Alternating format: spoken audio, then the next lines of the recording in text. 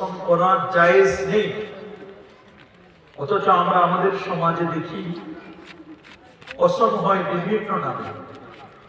আমরা অনেক সময় কোরআনের কসম করি,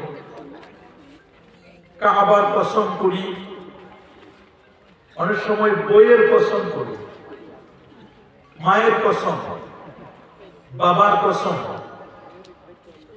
কবরস্থানের কসম করি, মসজিদের কসম করি, মাদ্রাসার কসম করি, মাজারের কসম করি, মাটির কসম। কিন্তু ইসলামের নিয়ম হচ্ছে কেউ যখন কোনো কসম করবে, কসম করতে হলে আল্লাহ ছাড়া অন্য কেউ যদি কসম করে, মান আরাদা আন ইয়াহলিফা ফালইয়াহলিফ বিল্লাহ, কেউ কসম করতে হলে আল্লাহর নামে কসম করবে। আল্লাহ ছাড়া অন্য কারো নামে কসম করা এটি বৈধ নয়, এটি জায়েজ নয়। তবে আল্লাহর ব্যাপারে আমরা তো আল্লাহর কথা এমনিতেই বিশ্বাস করি, আল্লাহ কেন কসম করে? আমরা কসম করি কেন? আমরা কসম করি এই জন্য যে লোকটি যখন কমিটমেন্ট করে, প্রমিস দেয় যে আপনি আসবেন আগামীকাল সকাল 10টায়, বলে আসবো, তখন মানুষ বলে আপনাকে বিশ্বাস করতে পারছি না। কেন? বলে না আপনাকে বিশ্বাস করতে পারছি না। তখন লোকটি বলে আল্লাহর কসম আমি আগামীকাল সকাল 10টায় আসবো। এই কথা বললে আমরা কি তখন এটা বিশ্বাস করে ফেলি কিনা? যেহেতু লোকটি কসম করেছে, সুতরাং কসম করার কারণে আমরা কথাটাকে গুরুত্ব আরোপ করি না, কসম করে তিনি কসমটা ভঙ্গ করতে পারেন না। আল্লাহর কসমের কি দরকার? যিনি রব্বুল আলামিন, তার কসমের কেন দরকার? দরকার এই জন্যই আল্লাহ তখনই কসম করেন যখন বিষয়টির গুরুত্ব আরোপ করেন। কোন একটি বিষয়ের ইম্পর্টেন্সি, গুরুত্ব বুঝাবার জন্য, এর ইহতিমাম, গুরুত্ব আরোপ করবার জন্য, যে বিষয়টির গুরুত্ব যত বেশি আমার আল্লাহ সেখানে তত বেশি কসম করেছেন। আল্লাহু আকবার বলেন। আল্লাহর ব্যাপারে কোনো ধরা বাঁধা নিয়ম নাই। আল্লাহ সূক্ষ্ম থেকে সূক্ষ্মাতি, ছোট্ট থেকে অণু, অণু পরমাণু, আরো ছোট্ট বিষয়ের আমার আল্লাহ কসম করতে পারেন। আল্লাহর কসমের ব্যাপারে এই ক্ষেত্রে কোনো ধরা বাঁধা নিয়ম নাই। যেমন রব্বুল আলামিন কসম করেছেন ওয়াতিন ওয়াস যাইতুন, তিন ফলের আল্লাহ কসম করেছেন, যাইতুনের কসম করেছেন, ওয়া তুর সিনিন, সিনাই পর্বতের কসম করেছেন। আবার আমরা দেখি আল্লাহ কসম করেছেন ইয়াসিন ওয়াল কুরআনিল হাকিম, কোরআনের কসম করেছেন আমার আল্লাহ। আবার আমরা দেখি আল্লাহ তাআলা রাতের কসম করেছেন ওয়াল লাইলি ইযা ইয়াগশা। আল্লাহ রাব্বুল আলামিন আসমানের কসম করেছেন ওয়াস সামাই ওয়াত তারিক ওয়াস সামাই যাতিল বুরুজ ওয়াল ইয়াউমিল মাউউদ ওয়া শাহিদিন ওয়া মাশহুদ। উপস্থিত এবং উপস্থাপিতের কসম আল্লাহ করেছেন। আবার নবীর চেহারা মোবারকেরও কসম করেছেন ওয়াদ-দুহা ওয়াল-লাইলি ইযা সাজা। নবীজি চেহারা মোবারকের কসম করেছেন, দুহা মানে আলো, ওয়াল-লাইলি ইযা সাজা ওয়াল-লাইলি ইযা সাকানা, রাতটি যখন নিকষ কালো হয়ে যায়। নবীজির চুল মোবারক কালো, এইজন্য নবীর দুহা মানে আলো, আর ওয়াল-লাইলি ইযা সাজা নবীজির চুল মোবারকের কসম করেছেন আল্লাহ তাআলা। আমরা দেখি যদি বিষয়টি খুব বেশি গুরুত্বপূর্ণ হয় তাহলে আল্লাহ তাআলা সেখানে বেশি কসম করেছেন। ওয়াশ-শামসি ওয়া-দুহাহা ওয়াল-কমারি ইযা তালাহা ওয়ান-নাহারি ইযা জাল্লাহা ওয়াল-লাইলি ইযা ইয়াগশাহা ওয়াস-সামাই ওয়া মা বানাহা ওয়াল-আরদি ওয়া মা তাহাহা ওয়া নাফসিন ওয়া মা সাওয়াহা ফাআলহামাহা ফুজুরাহা ওয়া তাকওয়াহা। এতগুলো কসম করার পর আল্লাহ বলেন قد أفلح من زكاها। আল্লাহু আকবার। কলমের গুরুত্ব বেশি। তবে আমরা অনেক সময় কসম করি, কসম ভঙ্গ করি। কি বলেন? আমরা কসম ভঙ্গ করি না? কি কসম ভঙ্গ করি? আমরা কিন্তু অনেক সময় কসম ভঙ্গ করি। কোরআন এবং হাদিস সাক্ষী, কেউ যদি কসম ভঙ্গ করে, নিয়ম হলো কসম ভঙ্গ করলে 10 জন মিসকিনকে দুবেলা খাবার দেবে।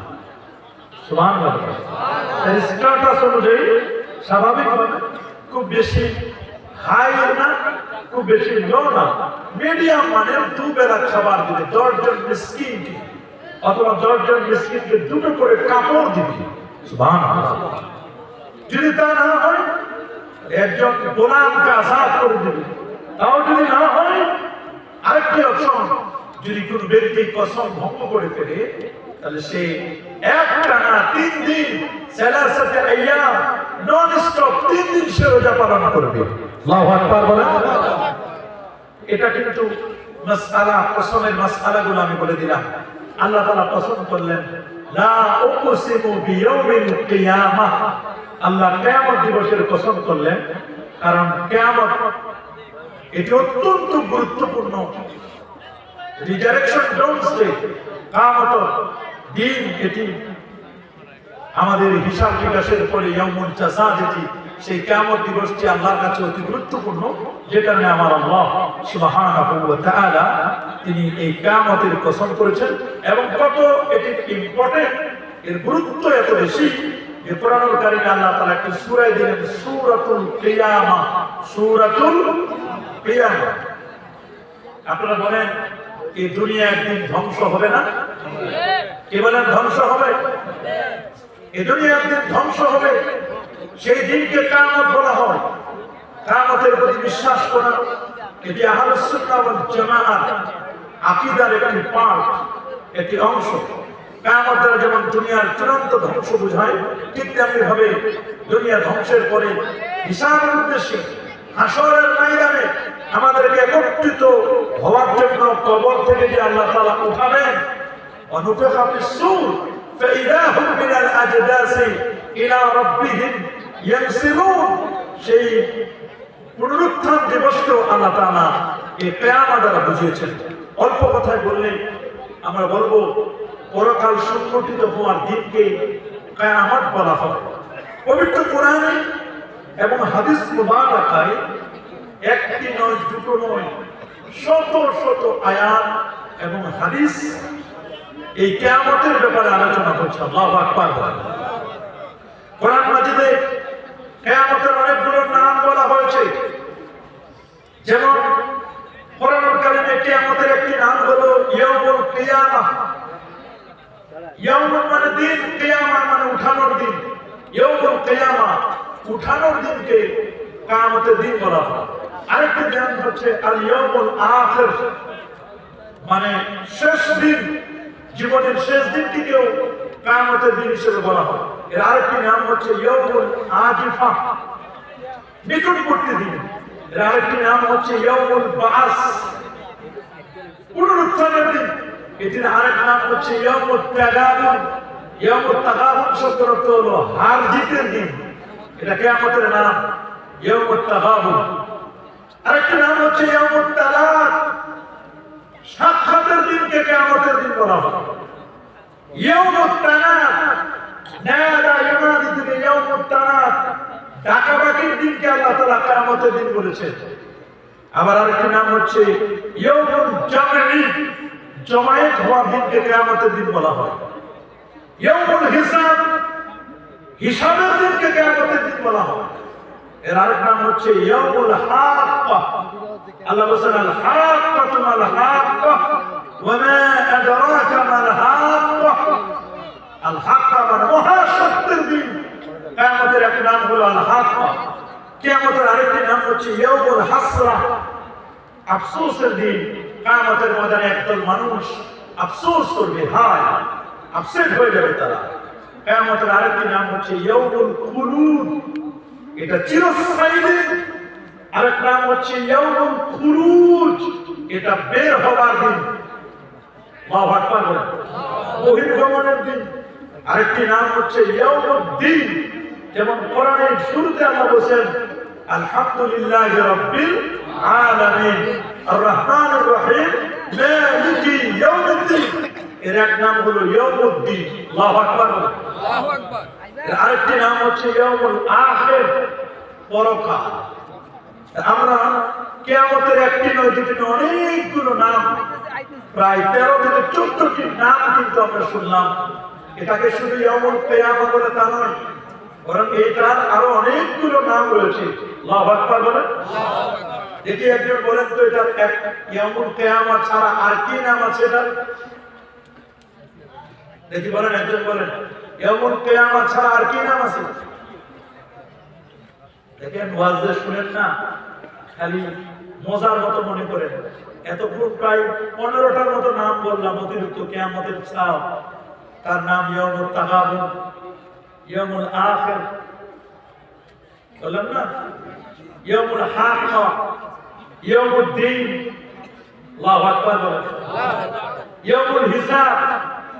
একজন মানুষ বলতে পারলেন না, তাহলে বোঝা গেল ওয়াজ হলো আপনাদের এটা মুয়ার মতো, মুয়া। এখানে শুনে আর এখানে দেখতে পারে। ওয়াজ হলো কিছু জানবার জন্য, ওয়াজ হলো হয়েছে ফ্যাশনেবল। কিয়ামতের আলামত, নাসাই শরীফ 4991 নম্বর হাদিস। হাদিসটি আবু যার গিফারি রাদিয়াল্লাহু তাআলা আনহু তিনি বর্ণনা করেছেন। আল্লাহর হাবিবকে জিজ্ঞেস করলেন, ইয়া মুহাম্মাদু আখবিরনি মাতা সাআহ। জিবরিল আমিন আমার নবীজিকে জিজ্ঞেস করলেন কিয়ামত কবে হবে? সুবহানাল্লাহ। জিবরিল আমিন জিজ্ঞেস করলেন কিয়ামত কবে হবে? বলা নবীজি ফানাকাসা, মাথাটা নিচু করলেন। ফালাম ইউজিবহু শাইআন, আল্লাহ নবী কোনো উত্তর দিলেন না। সুম্মা আআদা, জিবরিল আমিন আবার জিজ্ঞেস করলেন। ফালাম ইউজিবহু শাইআন, আল্লাহ নবী সামান্যতম কোনো উত্তর দিলেন না। সুম্মা আআদা, তৃতীয়বার আবার জিজ্ঞেস করলেন। ফালাম ইউজিবহু শাইআন, তৃতীয়বার নবীজি কোনো উত্তর দিলেন না। ওয়ারাফা রাসাহু, চতুর্থবারে নবীজি মাথাটা উঠালেন। ফাকাল, অতঃপর বললেন, মান রাসূলু আনহা বিআ'লামা মিনাস সাইল। যাকে প্রশ্ন করা হয়েছে আল মাসউলু আনহু, তার চেয়ে যিনি প্রশ্ন করেছেন তিনি বেশি জানেন না। তার মানে প্রশ্নকারীর চেয়ে প্রশ্নকর্তা, যাকে প্রশ্ন করা হয়েছে তিনি এর চেয়ে বেশি জানেন না।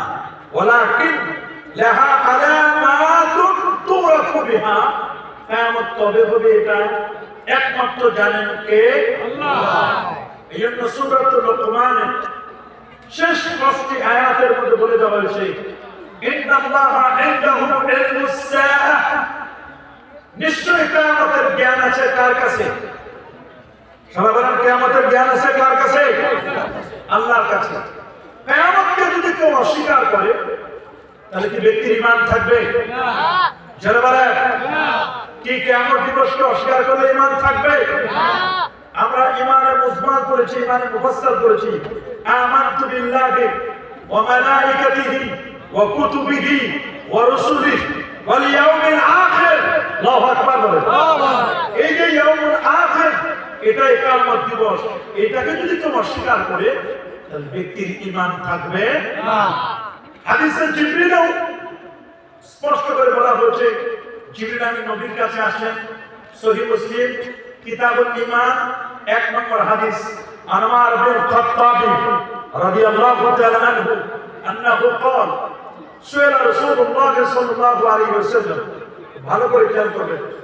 আনওয়ার বিন খাত্তাবী রাদিয়াল্লাহু তাআলা আনহু আন্নাহু قال بينما نحن عند رسول الله صلى الله عليه وسلم ذات يوم إذ طلع علينا رجل شديد بياض الثياب شديد سواد الشعر لا يرى عليه أثر السفر ولا يعرفه منا أحد حتى جلس إلى النبي صلى الله عليه وسلم فأسند ركبتيه إلى ركبتيه ووضع كفيه على فخذيه قال يا محمد أخبرني عن الإسلام قال الإسلام أن تشهد أن لا إله إلا الله وأن محمد رسول الله وتقيم الصلاة وتؤتي الزكاة وتصوم رمضان وتحج البيت إن استطعت إليه سبيلا قال صدقت قال فعجبنا له يسأل ويصدق قال أخبرني عن الإيمان قال عن الإيمان أن تؤمن بالله وملائكته وكتبه ورسله واليوم الآخر الله أكبر এখানে জিবরিল আমিন ঈমানের কথা বলতে গিয়ে নবীকে যখন প্রশ্ন করেন ঈমান কি আমার নবী বলেন ঈমান হচ্ছে শুনে নাও তোমার ঈমান হচ্ছে আখিরাতের প্রতি বিশ্বাস স্থাপন করা কিয়ামত দিবসের প্রতি বিশ্বাস করা আল্লাহু আকবার বলে আমরা কি আখিরাতে বিশ্বাস করি কি করি না অবশ্যই আমরা আখিরাতে বিশ্বাস করি আখিরাতে বিশ্বাস না করলে ব্যক্তি ইমানদার হিসেবে পরিচয় দেওয়া যাবে না আল্লাহ নবীকে প্রশ্ন করা হলো মাতা সাআ ইয়া রাসূলুল্লাহ নবী কি গো কিয়ামত কবে হবে আল্লাহ নবী বলেন ইজা দুজ্জাতিল আমানা ফান্তাজিরিস সাআ যখন মানুষের মধ্যে আমানতদারিতা নষ্ট হয়ে যাবে তখন কিয়ামত হবে আল্লাহু আকবার বলে মানুষের মধ্যে এখন আমানতদারিতা নেই কি বলেন মানুষের মধ্যে কি আমানতদারিতা আছে